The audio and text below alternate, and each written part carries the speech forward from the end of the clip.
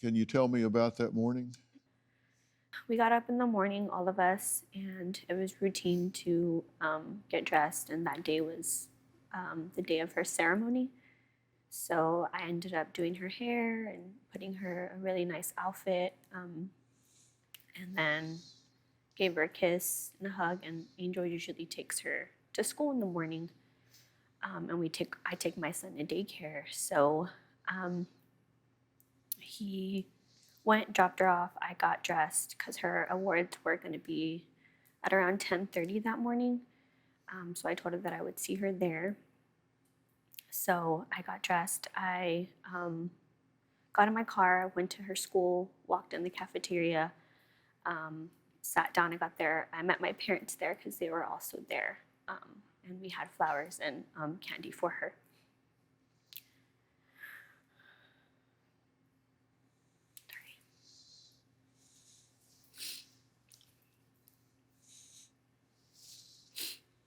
So, thank you. So they ended up calling her name, giving her her certificate. It was an A and B honor roll certificate. And so once it was done, she walked towards us. I gave her a hug and a kiss. And she gave my mom a hug and a kiss as well. We gave her the flowers and the candy, one of her favorite candies. And so I took that photo with her. And then my parents took a photo with her. And they had a stand like where the kids could take photos, and I wanted to take a photo with her there. And she's like, no. She's like, these are fine. So I said, okay, baby. So I told her that I would take her to Starbucks after I picked her up from school, and I hugged her and I kissed her on the forehead, and I walked out of the cafeteria with her, and she went to the left and I went to the right. And that was the last time you saw her alive. How happy was she in that moment? Very, because she was already, the school year was about to be finished. In fact, she was skipping down the hall, right? She was that happy. And Angel, you dropped her off that morning, and she was excited about what was going to happen because she was winning an award and all of that, right?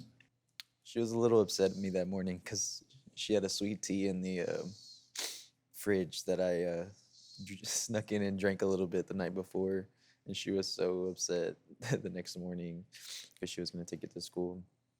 But we had a tradition. I would take her to school, and we'd listen to music, and we'd blast the music. But as soon as we got close enough, like, she made sure to turn it all the way down. She was super embarrassed, and I told her.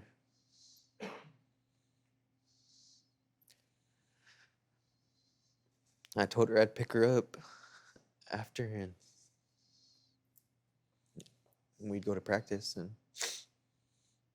she said, "Okay, Daddy."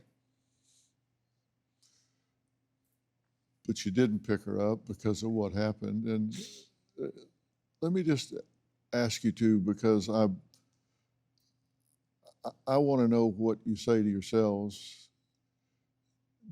Do you two feel like you failed her? I do. Yes. What do you say to yourselves about that?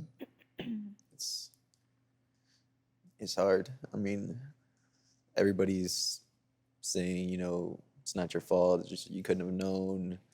Nothing you could have done. I feel like as her mom, As her parents, I should have known. Maybe I could have taken her home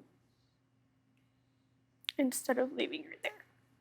Do you have a story or a question for me? Click the link in the description and tell me what in the world is going on.